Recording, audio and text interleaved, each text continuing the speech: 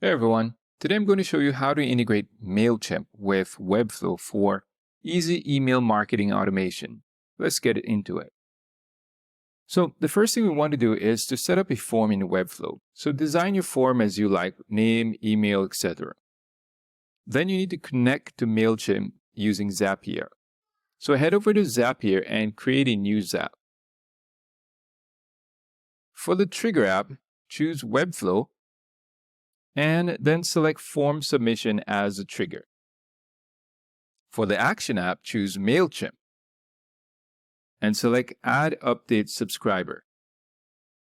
Now all you have to do is to map the form fields like email from Webflow to Mailchimp.